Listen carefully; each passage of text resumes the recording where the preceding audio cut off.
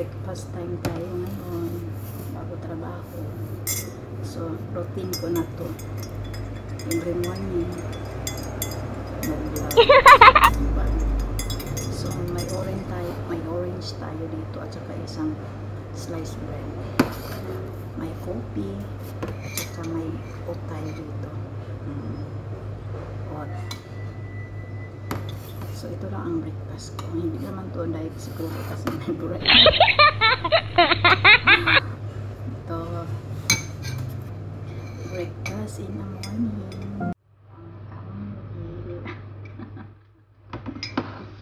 So kainan na tayo.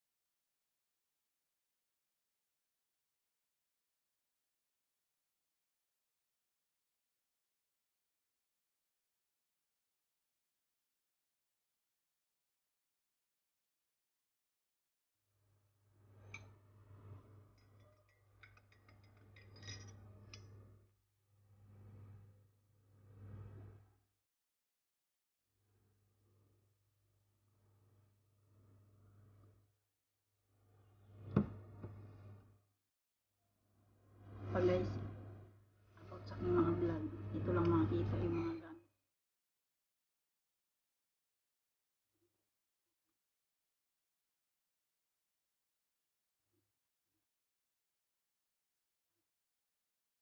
Yung mga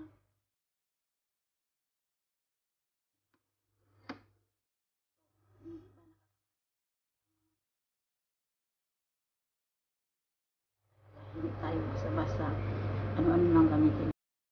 Yung sa atin talaga, sa kanila kaya iba-iba kami gamit. So magtaka kayo, yun ako mag-vlog, yun pa rin ang plato ko ginagamit kasi yun lang ang para sa akin.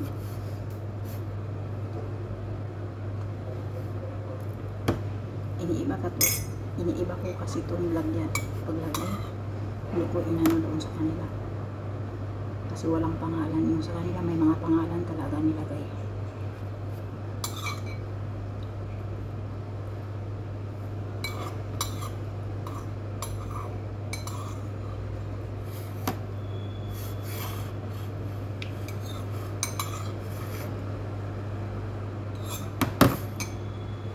Masarap yung bread isaw-saw sa coffee.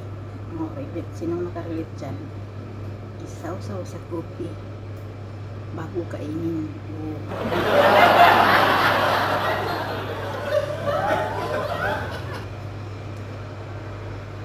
Kasi inom ng coffee ako.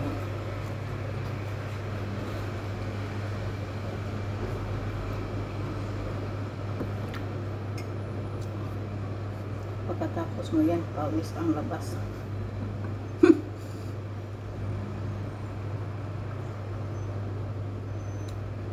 Pinawisan ako. So guys, hanggang dito lang aking video. Thank you for watching my sa aking mga video. Please subscribe kung hindi pa kaya subscribe sa aking channel. At saka click notification bell para updated kayo sa aking mga upload. So bye for now. So guys, gabi na, may dangka dumating dito. Kaya nilinisan ko kasi ibigay daw to dito sa nag-asimba yung mga member. O diba swerte nila? Kasi linisan ko na, diretso na sila magkain. So ako ang maglinis yan, ipasok ko yan sa plastic isa-isa. Iano ko sila para kunin na lang nila pagkatapos lumabas sila sa simba. So linisan ko muna to guys, kasi nakaglab yung isang kamay ko, kasi mahirapan man ako yung nakaglab lahat yung kamay ko, kaya yung isa lang. Tapos ayaw ko talaga dito sa yung nangka, kasi ba sa natin mga kamay yung mga niya. Tapos kung kainin ko, sa ngipin natin, magdikit, lalo na kung pustiso ang ngipin. Ay Diyos ko, ang hirap. So ganyan siya guys, 2 slice ng ganyan. So yun lang ang anuhin ko, hindi yun buo. So kunti lang man. So start na tayo dito. Kulang yung glove kasi kinuha ko yung isa. Mahirapan man ako magdikit doon sa yung hinawakan natin, kaya kinuha ko yung muna ang glove. So ayan na, kahit sayaw-sayawan pa muna.